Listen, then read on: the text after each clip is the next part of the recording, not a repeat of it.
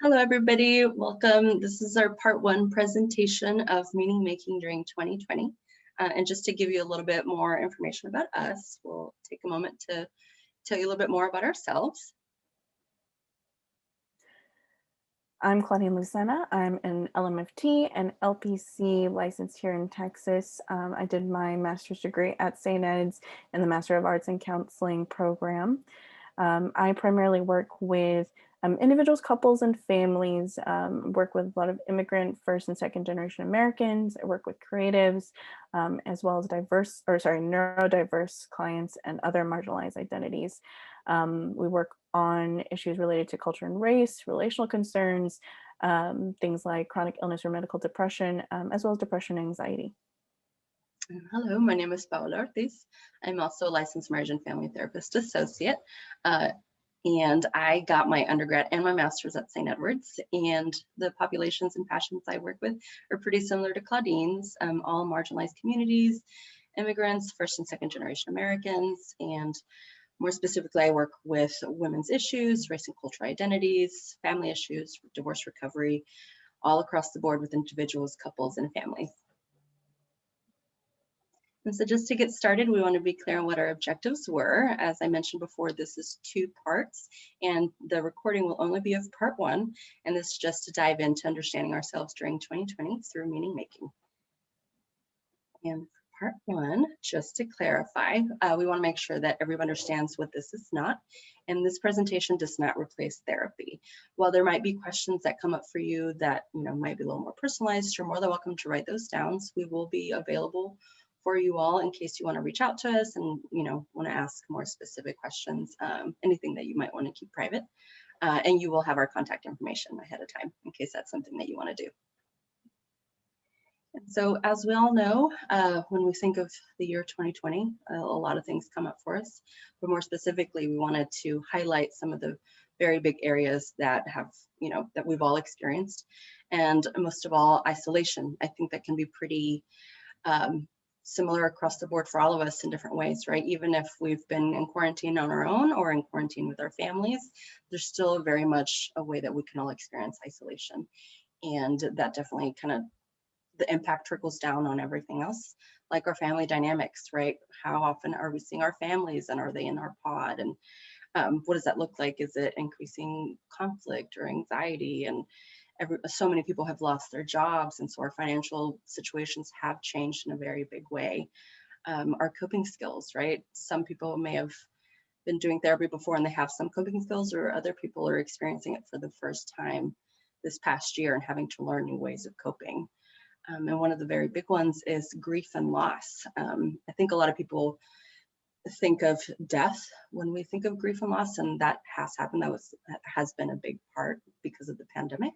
But we're also talking about grieving the loss of our, what we would call normal lives, the people that we used to see, whether it's through work or family and friends, and how that has changed the way we connect and the way we see each other. And of course, that trickles down to the holidays, which we've all just experienced. That looked very different this year, regardless of whether you did go see your families or you didn't. All of that has been drastically changed. And not just holidays, but any kind of celebration, graduations, birthdays, family reunions, all of those things. And of course, last but not least, the political division that we've all experienced. Regardless of where you stand, it has been a very, very big impact on all of our lives, and it continues to this day. Is there anything you wanted to add to that part? Oh, I think you covered it. And just to kind of get started, the stories of our lives, where Claudine will kind of give you a glimpse from one of our favorite perspectives in therapy. So Paula and I work very much from some similar theories, one of them being narrative therapy. And so we're going to use a lot of narrative therapy ideas in this presentation because we find that they're really useful to help clients process through difficult experiences. And so there's some underlying assumptions that we should talk about related to narrative therapy.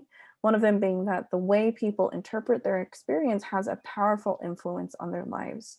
So if you think about it, our brains are meaning-making machines. We make meaning of things that happen to us. We make meaning every day in different small ways. And so we try to harness that when we're talking to clients about how do we tell the stories of our lives and tell the stories of different experiences that we have, and try to make meaning of it. And yeah.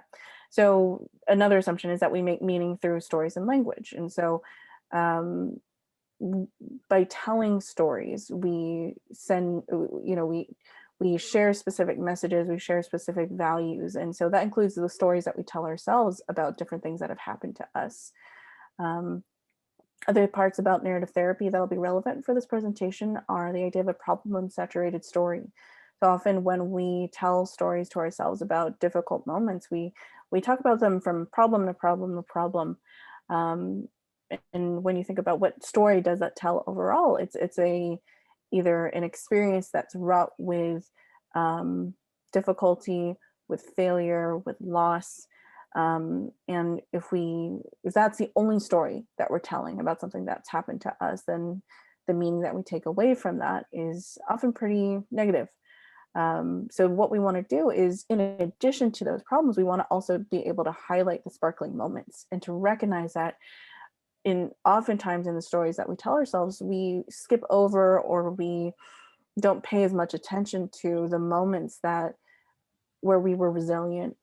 We don't pay as much attention to moments that were good or that were a relief, or times when we just made it through to the other end. And so that's part of what we'll be a big part of what we'll be talking about today. Other things are recognizing that the problem is the problem.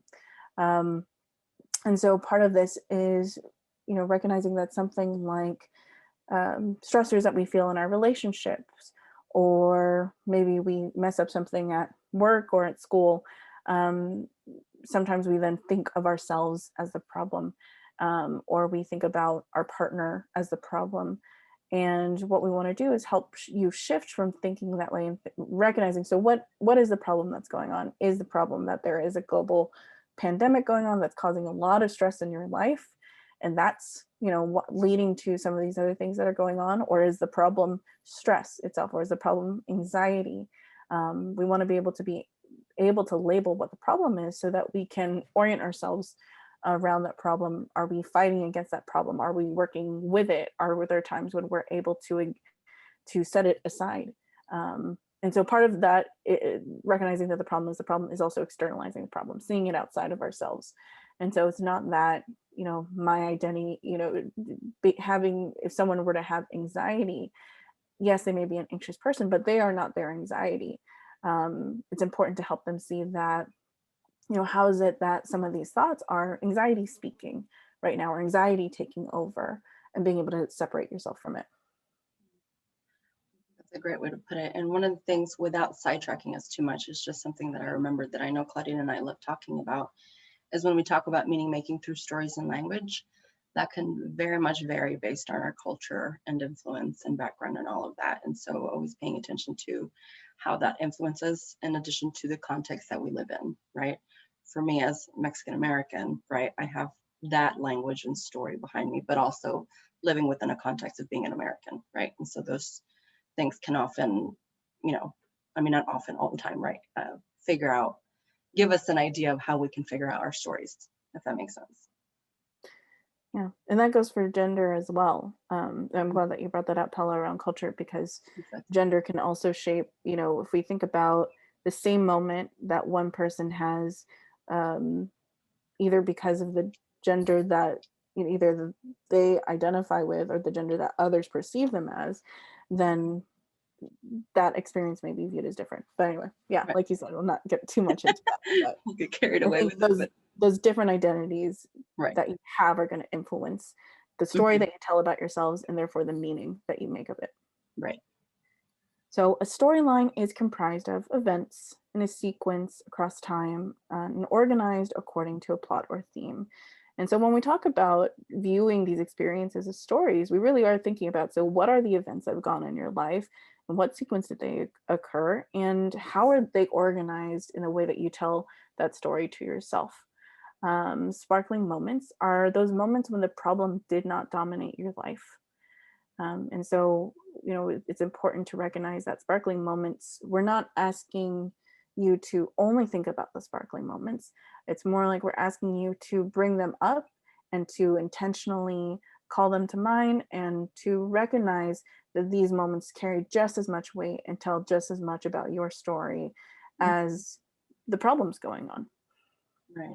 And I think the main thing that I think about when I see this is, you and I are big movie people, right? And so when we're watching movies or when we're reading books, that is how you get to read the story, right? That's why we get so immersed. That's what we see. That's the sequence that we get to see it in. And, all the genres are probably based on the theme, right? And so the same thing applies to how we look at our lives, right? Our families, the people who are the most important in our lives, and big plot twists and things like that, right? That's maybe like a different perspective to look at it from, but I think it can be very helpful. So we want to be able to author our own stories, particularly the story that we tell about 2020. So there were a lot of problem saturated stories that went on last year. So that loss of control, loss of normalcy, loss of connection, physical and social isolation, increased conflict and anxiety, maybe some stress on our relationships.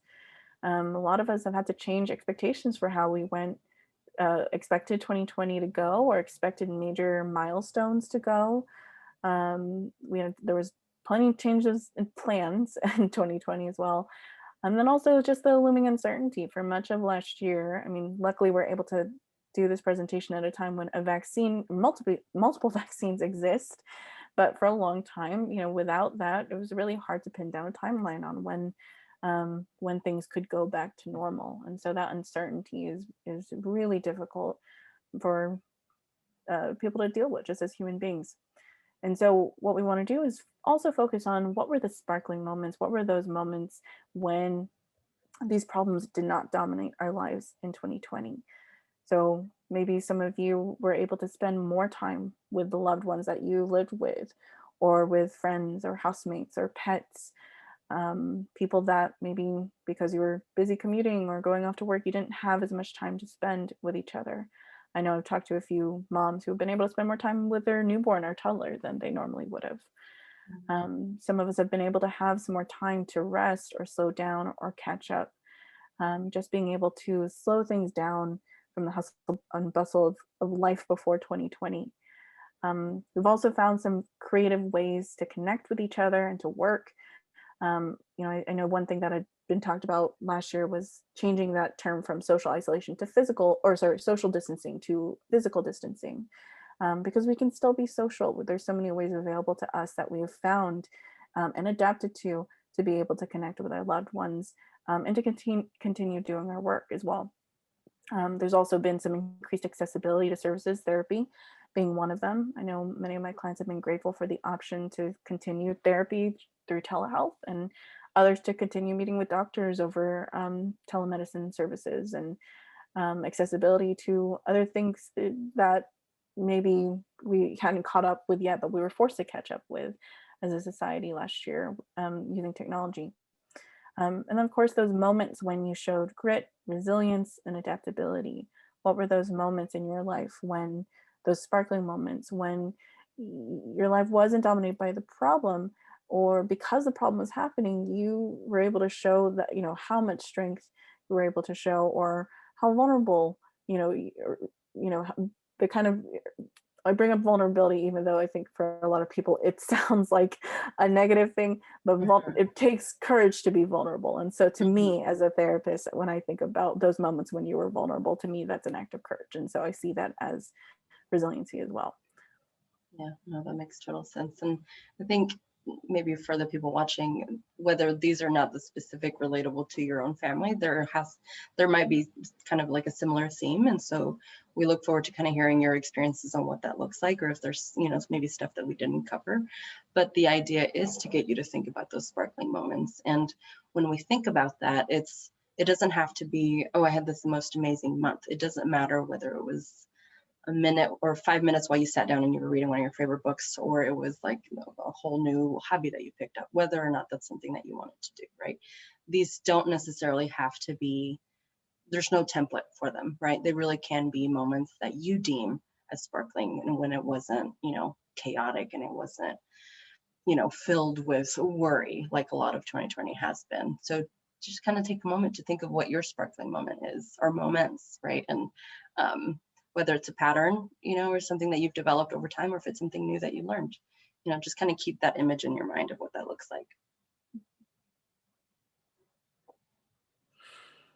Yeah, and that's a great point. I think thinking about other things that maybe we have not listed that you can also think of, like you said, time when you learned something or picked up a new hobby, or times when you just got through a day, what helped you get through that really difficult day or that month, or who were the people that were there that helped you get through it. So what we want you to do is think of a specific sparkling moment, and then you can ask yourself some of these questions to explore it and to learn more about that moment. So what happened? Where were you? Who was around? What were the steps that you took to get yourself ready to do what you did? So how did you prepare for that moment? What do you think was the turning point that led to you being able to do what you did? Was this event unusual, or have there been times when you've done this sort of thing before? And when you think about it, have there been other occasions when you've managed to do this? So really thinking about fleshing out that moment for yourself. And so in doing that, I'm sorry, I don't know, Pella, if there was anything more you wanted to add to that. No, I mean, just it's a helpful way to visualize, right? Whatever that moment looked like. And I think now that I'm thinking about it, I think it kind of resembles like finding your happy place, or in mindfulness, when we refer to that, it's just looking back and what did it smell like? What did it look like? What did it feel like? All of those things, right? And when we manage to put ourselves and remind ourselves what that sparkling moment looked like, I think it's something that we can reference at all times, right? And that we can go Right. back to anytime that we feel it's necessary. Right. Yeah, and that's a good point, because I think when we think about the negative moments in our life, I think we can call that out so quickly, so easily. We can remember who Mhm. was there. And Right. sometimes it takes a little bit more effort to think about these moments, the sparkling moments that were a little bit different. Hmm. So after you've thought about that and really explored that moment in your life, here's some questions to also consider asking yourself to draw out. So what story does the sparkling moment tell about you?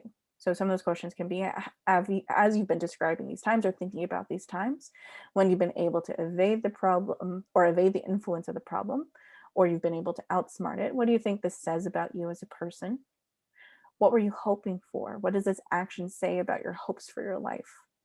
Why was it important for you to do this? What does this say about your values?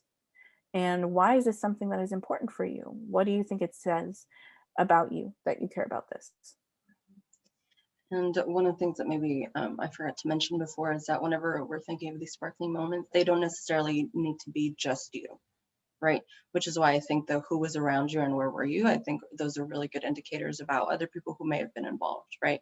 Or your families, or maybe you're apart from your family, but you've been able to do like escape rooms online or do a weekly call, whatever those things are. It doesn't just have to be meaningful to you, it could also be meaningful to other people, right? And so then, if it's a couple or a family, like what does that say about you as a family or as a structure? I think it could definitely involve a lot of other people, or an entity like work or a book or something like that. I think we can definitely dive into that. Um, and so part of those things, when we think about all the transitions that we had listed before, these are the helpful ideas about what keeps us balanced during that time, right? What are our intentions and purposes, whether we are talking about the meaning we get from our work, or the time that we spend with our family and our friends. What are we wanting to do? What are we hoping that we can get to? Or if you're still a student, what are you working towards, right? And all of that is really driven by our values and beliefs, right? Whether that comes from when you were, growing up with your family, or whether that's something that you have grown to believe over time, and that just kind of continues on to your hopes and your dreams. What are you hoping to get to? What do you want to achieve? And where are you getting that drive? And a lot of that is, our life is structured around the principles for living, right? And again, that can definitely be taken away from our parents or our background or culture. And it could be things that we want, things that we don't want, right? We kind of start to shed things away that aren't necessarily part of us, or that doesn't feel like authentic. and our commitments, right? And that could be to our job, to our families, to our friends, to our significant others, to our communities, right? All of these things are meant to kind of hold us together, right? As we transition, because transitions can be very difficult, even when they're good transitions, right? There's still a lot of modification, a lot of adaptability that we need to gather for ourselves to make it work. And I think these are some of the main things that get us there. Yeah. And if you think about it, these are things that once you're able to drill down on, so what are my hopes and commitments and values, they're things that also provide stability during these kinds of transitions. They're the things that, even if things change around it, those core values, those core beliefs, principles, they don't change. We adapt maybe how we reach them and what we do around them. But those are the things that can remain stable. Mhm. And so now what? There might be some things that we talked about that didn't not make sense, but maybe you wanted more information. And so part of that is, as we talked about sparkling moments, right? Write down a list of sparkling moments, whether it was multiple or it was just one really big one that you think of. But part of that, maybe to give you more context or more information, write down any questions that you might have that you want to bring to part 2. We'll have a discussion where we'll briefly go over what we just talked about. But in case there's anything that you want to expand on or something that you want to discuss that could really kind of help you have a better understanding of everything that we covered. And in preparation for part 2, we want to make sure that everybody is ready to kind of get started, since we'll get to do an actual activity. It's called the Tree of Life. And so make sure that you have an assortment of colored pencils, markers, paper, and pen. And if you believe that there might be things that come up that might be personal, you maybe think about a space where it's just you, or it's private, or if it's comfortable, especially since we will be having a discussion in part 2. And these are just some examples of, people's tree of lives. They're all going to look different because everybody's perspectives and narratives are different. Did you have anything else for them to prepare? Nope. Other than that, thank you. And we look forward to seeing you guys in part 2, and bring as many questions as you'd like. And we're looking forward to meeting all of you. Thanks so much. Thanks.